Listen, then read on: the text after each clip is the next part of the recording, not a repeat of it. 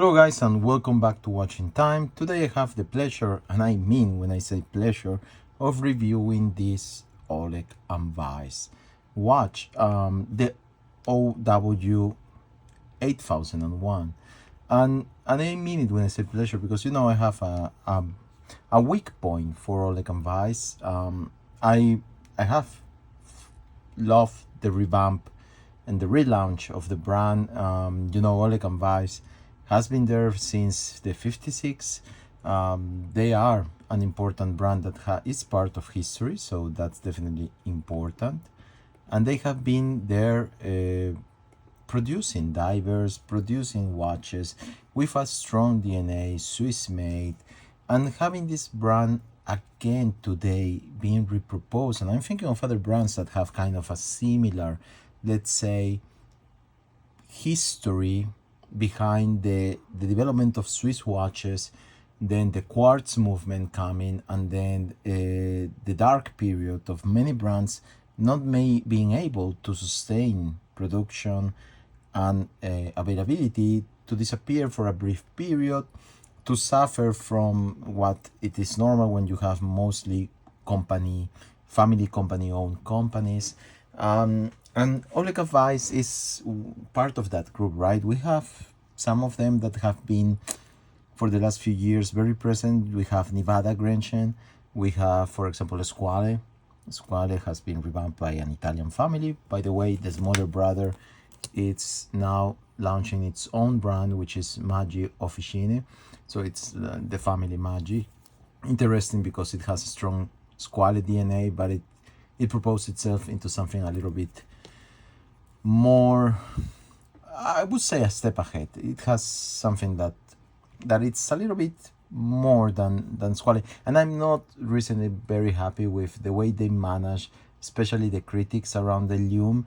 It is insufficient, even in their new titanium version. It is totally insufficient. So why don't they just correct that problem? And that's something that bothers me.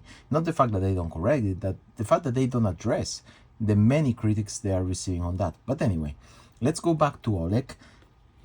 Excellent brand. I'm big fan. I pre-ordered my Navicron. Pity that I don't have Navicron written in the dial. At the time they had some disputes. I think it was with the Swatch group that was saying that they own the name for some weird reason. So at the end, the first watches didn't come out with the name. The latest ones are coming out. I have seen some of them. They're not publicly saying this on the website either, so that's weird. Probably the dispute is still on there.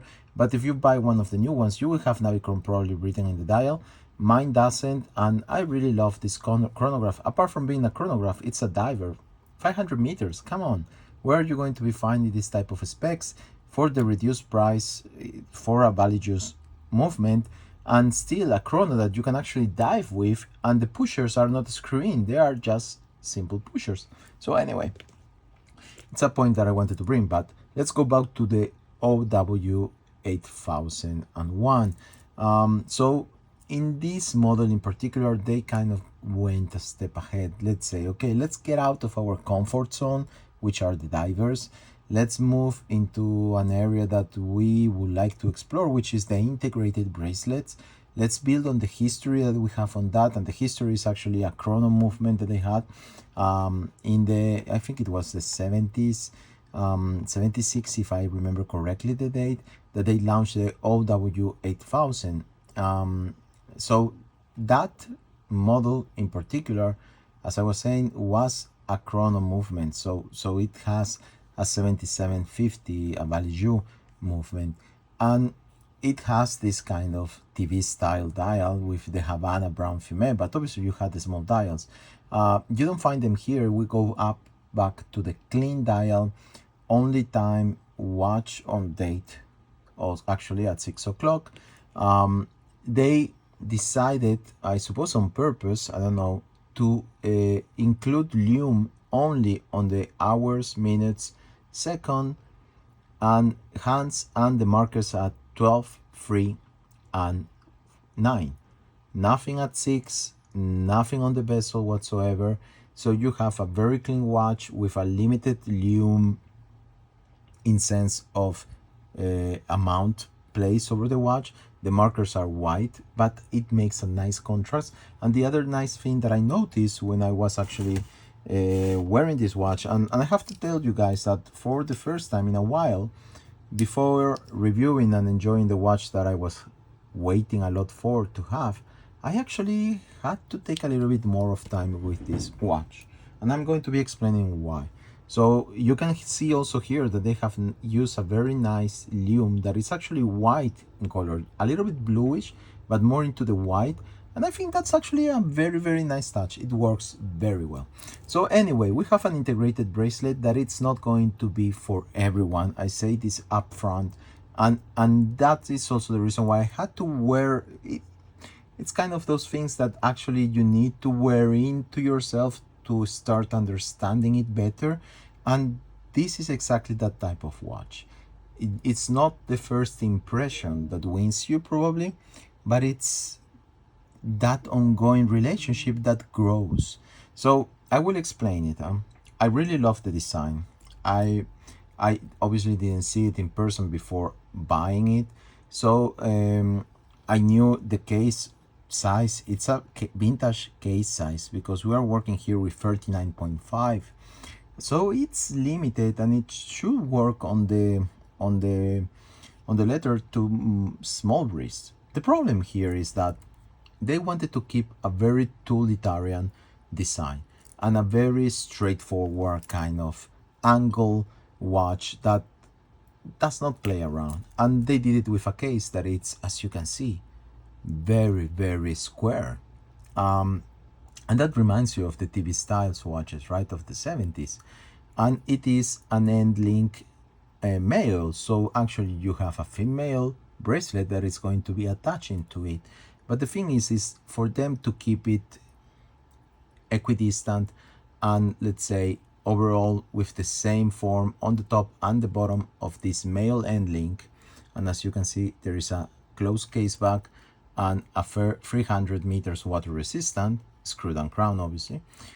They limited the movement of the bracelet. So as you can see, they have tried to give it a little bit of flex space here, but the strong point, the one that actually stops the end link to going down even more, it's the touching of that part with the male link, and it stops there. So this creates an extra almost centimeter at each side, making the lug to lug much bigger than it should be. And that is a problem when you are going to be wearing this watch, even if it has specifications that look vintage size with a smaller wrist. And as you can see here, we are around almost 60 mil. That is a lot. And that makes this watch a watch that has a strong presence on the wrist, and that definitely will not be for every wrist. So let's show you one of my latest reviews, this very nice titanium integrated bracelet citizen that took me by surprise. And as you can see here, they play very nicely. The design of the bracelet goes downwards almost fully onto the case, and that makes it sit very snuggy and fit to your wrist. So when you are wearing it, you can have a smaller wrist, and this 40 millimeters case will just play just fine. With the OW 801, you can put it here, and on a wrist like mine, which is a medium wrist, I have an 18.5, 18.3, depending on the situation, wrist, you look and see that it almost takes the full of it. And this is, for me, I don't know the explanation. For me, in terms of design, it's a mist.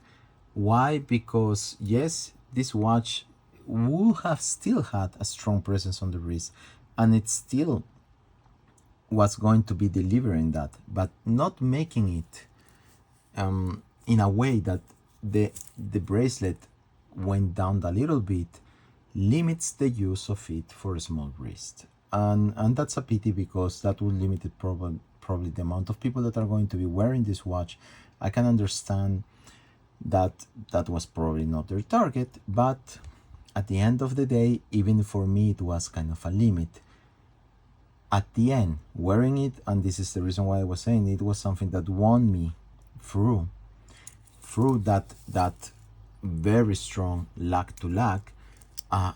My overall impressions are positive. I love it. It is a full tool, vintage, integrated bracelet watch that delivers on every angle into that style. It has a clasp that works very well with a quick extension if you would like to.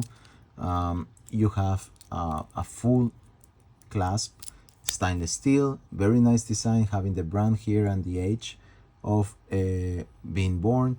A big bracelet, obviously, because it's going to be taking almost the full of the case, and it wraps around your wrist in a strong manner. It is a watch that has a presence, and I like it.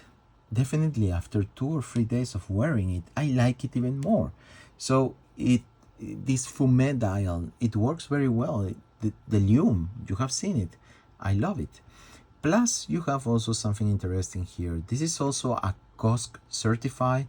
I think this is the first COSC certified movement that they are using in the Ollech Wajs watches, and it is great. And it's not a Celita. This is a Sopro Newton Precision P092 caliber and has a 44 hours reserve.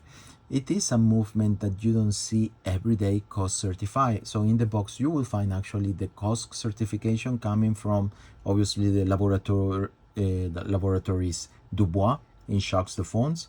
So they are certifying the plus minus 3 seconds per day on this watch, and that's excellent. You're getting a lot from your money, and at this price and the quality overall of this watch, it's excellent and can compete for sure with higher end brands.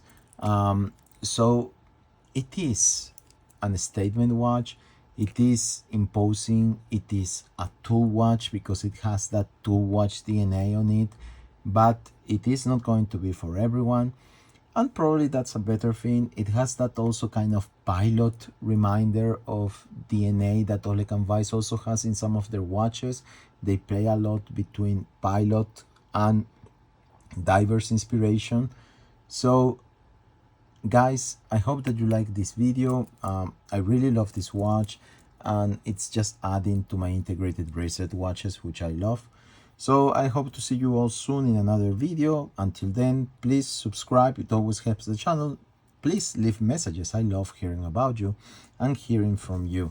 Ollech Wajs, excellent work they're doing. As you can see, the Chronos sits bigger as a case overall compared to this one, but the problem here is going to be the lag to lag. If you want to find a problem to this watch, I asked Charles if there was a specific reason for this. I suppose it is design wise, but I didn't receive an answer by the time of this video, so that's fine. It's okay for ends of the review that I like to do on the watches that I wear, and as you know, in this channel you're going to be receiving my opinion on my watches. That is already biased, obviously. I own the watch, but it's my opinion, so feel free to comment or have yours. At the end of the day, this is the joyful part of collecting watches. Please take care and see you in the next video.